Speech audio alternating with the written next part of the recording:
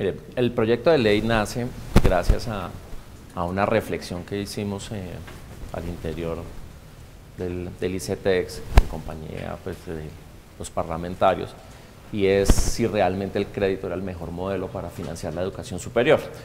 E hicimos una investigación en donde encontramos el modelo de financiación contingente al ingreso que se encontraba ya funcionando en Australia y que nace precisamente como una respuesta estructurada a las necesidades y a la modernidad y a lo que ocurre con los jóvenes hoy en día.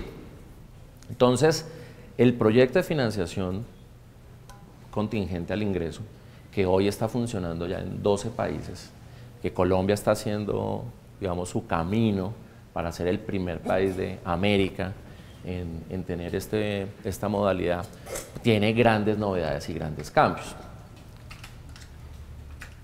Digamos que el modelo de crédito tradicional tiene una estructura fundamentada en unos elementos que es un crédito, que tiene una tasa de interés, que tiene un esquema de amortización y que tiene unos supuestos que cuando uno los compara con la práctica resultan unos supuestos que son bastante exigentes.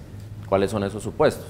Que la persona que llega a la universidad termina su universidad, que el que termina la universidad se emplea y que adicional a eso el que se emplea por lo menos tiene 10 años de empleos calificados con buen ingreso que le permiten pagar el crédito.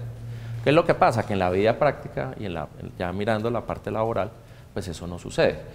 Entonces, el modelo de financiación contingente es disruptivo en la medida en que cambia el concepto. Entonces, ¿cómo cambia el concepto? Que ya no vamos a hablar de un crédito, sino que vamos a hablar de un fondo, ¿sí? Al ser un fondo, ¿sí?, elimina algunas de las barreras que tiene el crédito que ofrece hoy el ICETEX. La primera gran barrera, elimina codeudor.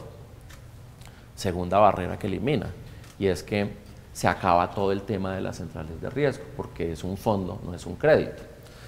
Tercer elemento que es muy importante, es que su cuota es una cuota que está dosificada y se calcula en función del ingreso del joven. ¿Esto qué quiere decir? Que si hoy tuviéramos FCI, la cuota aproximada para una persona que saliera con salario mínimo sería aproximadamente 44.000 a 46.000 pesos. Si la persona le van creciendo los ingresos, el aporte va a ser mucho mayor. Esto significa que vamos a estar en una cuota que va a estar oscilando entre el 6% hasta el 16-17%. Cuanto más gane, más aporte hace. Si no gana, que es una pregunta muy importante, pues no aporta. ¿Por qué? Porque el sistema reconoce que las personas pasan por ciclos económicos y al pasar por ciclos económicos lo que se busca es sincronizar y sintonizar el flujo financiero del joven estudiante que se hace profesional y que llegue a la vida laboral con el ciclo del fondo. Entonces, esos elementos que van a permitir pues una mejor sincronización, van a facilitar la relación que va a tener el ICETEX con los estudiantes. Y algo que es muy importante, que siempre como genera la inquietud es, bueno, ¿y el recaudo cómo se va a hacer? Entonces, el recaudo se va a hacer a través del sistema PILA, es decir, que nace como un aporte, para ponerlo en otros términos. Agapito Pérez se hace beneficiario de este fondo, de esta financiación contingente al ingreso, recibe un capital de 10 millones. Cuando él entre a trabajar, el empleador, ¿sí?, va a encontrar que Agapito Pérez fue beneficiario del fondo del ICETEX y va a empezar a hacerle los descuentos por nómina. ¿Esto qué va a permitir? Tener una relación mucho más tranquila, mucho más cordial y mucho más cercana con los estudiantes, que al final lo que nos interesa es que todas esas dificultades que se dan por el proceso de cobranza se superen a través de un mecanismo que es directo, que se hace a través de la nómina, en donde se acaban los procesos de facturación, los procesos de cobro, y donde finalmente el sistema reconoce cómo es el proceso de movilización y cómo un joven entra a la vida laboral. Mire, con el ahorro programado hay un gran avance. El Ministerio de Hacienda ya nos dio el permiso para adelantar todo el proceso.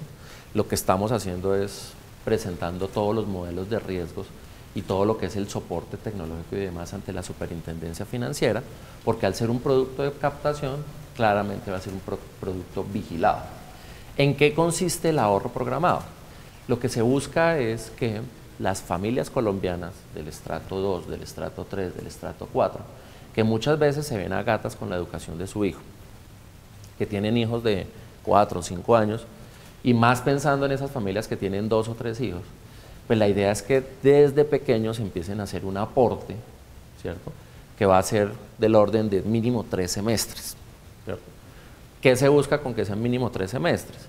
Pues primero, no es un instrumento de ahorro que me tiene que poner toda la plata de la carrera, sino que pensemos en hacer un ahorro programado de ese niño que tiene 4 años hasta que cumpla su mayoría de edad y que le tengamos ya 3 semestres para que ingrese a las mejores universidades, a los mejores programas. ¿Qué es lo que va a pasar? Que el ICETEX va a generar una línea de crédito complementaria para que ese joven, esa familia que hizo el esfuerzo en el ahorro, reciba el recurso como contrapartida para que pueda acceder a su educación superior. Esto evidentemente es un gran proceso y es una gran transformación porque es un producto que va a permitir que con un ahorro de 100.000 pesos mensuales una familia se pueda programar para que sus jóvenes, sus niños puedan ingresar a la universidad, no como sucede hoy, que es un gran esfuerzo en su educación básica, secundaria y demás, y luego arrancan con el tema de la universidad, sino que empiezan con un ahorro programado que va a recibir unos rendimientos y que adicional a eso es un producto cuyo destino específico no va a ser para intermediar, sino va a ser un producto para estimular el ahorro. Y esto es algo que también es muy importante. Generalmente las instituciones cuando hacen estos procesos captan para colocar. Aquí la captación que se va a hacer se va a colocar en un portafolio de inversión que lo que va a hacer es buscar los mejores rendimientos de tal manera que esa persona siempre tenga asegurado su recurso. Nosotros ya tuvimos un primer fallo de la Corte Constitucional en donde ratifica que los recursos están bien asignados y bien distribuidos. Estamos convencidos que por la forma en que se estructura el proyecto de ley, desde ningún punto de vista atenta contra el ahorrador. Recordemos que aquí la figura es, si una persona tiene su cuenta abandonada en X banco, ¿sí?, básicamente estos recursos se trasladan al ICETEX, el ICETEX los convierte en portafolios de inversión, lo que permite que de dicha rentabilidad podamos financiar programas académicos y programas como los que hemos señalado de Colombia Científica, las cuentas de ahorro, todos estos instrumentos.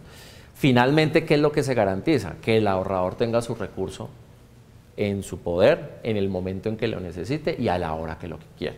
Y ese ha sido parte del trabajo que se ha hecho con la Sobancaria, que ha sido un gran jugador en este proceso porque nos ayuda a organizarnos y a alinear muy bien las formas en que se debían hacer los aportes y se debían hacer las devoluciones respectivas.